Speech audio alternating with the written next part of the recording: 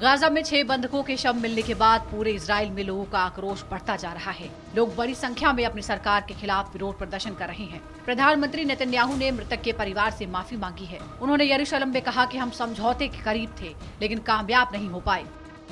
रविवार शाम को हजारों की संख्या में लोग तेल अवीव की सड़कों पर इकट्ठा हो गए और सरकार से युद्ध विराम की मांग करने लगे।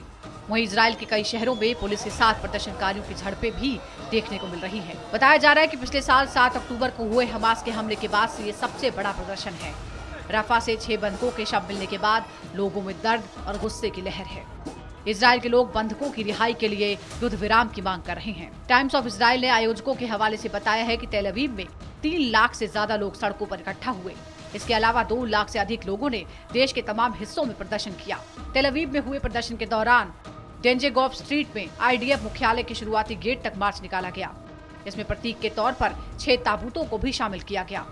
टाइम्स ऑफ इजराइल ने बताया कि पोस्टमार्टम रिपोर्ट के मुताबिक गुरुवार और शुक्रवार की सुबह के बीच ही बंधकों के सिर पर काफी करीब से गोलियां मारी गई थी।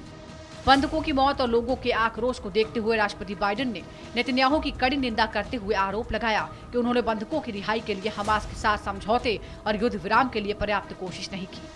नेतन्याहू ने अमेरिकी राष्ट्रपति के बयान पर निराशा जाहिर की। उन्होंने कहा, मुझे यकीन नहीं हो रहा कि राष्ट्रपति बाइडेन ने ऐसा कहा। मैं भरोसा नहीं कर पा रहा हूँ। करीब 11 महीने से बंधक बने रहने के बाद उनकी हत्या से पूरे देश में दुख और गुस्सा है।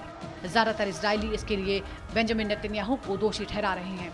लोगों का कहना है कि राजनीतिक कारणों की वजह से नेतन्याहू बंधक समझौता नहीं कर रहे। प्रदर्शन कर रहे लोगों ने बाकी बचे बंधकों की रिहाई के लिए युद्ध विराम की मांग की है। लोगों ने कहा है कि हम बचे बंधकों को जिंदा वापस चाहते हैं। प्रदर्शनकारी बंधकों के सम्मान में देश का झंडा, पीले रिबन और मारे गए 6 बंधकों से माफी मांगने वाली तख्तियां हाथों में लिए थे। इधर प्रधानमंत्री बेंजामिन नेतन्याहू सीज फायर न होने के लिए हमास को जिम्मेदार ठहरा रहे हैं। साथ ही नेतन्याहू ने गाजा पर हमास को शासन नहीं करने देने का दावा किया और फिलाडेल्फी गलियारे से नहीं हटने की बात की।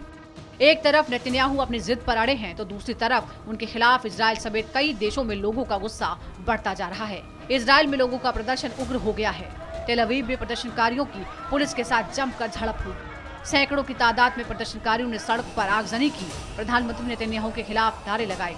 इस दौरान देश भर में करीब 2 दर्जन से ज्यादा लोगों को गिरफ्तार किया गया।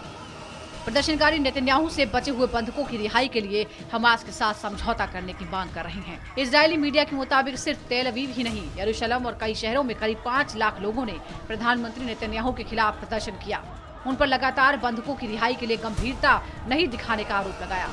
लिहाजा इजराइल की ट्रेड यूनियन ने भी देशव्यापी हड़ताल का ऐलान करते हुए मांग की है कि सरकार 101 बंधकों की रिहाई के लिए हमास के साथ जल्द समझौता करे।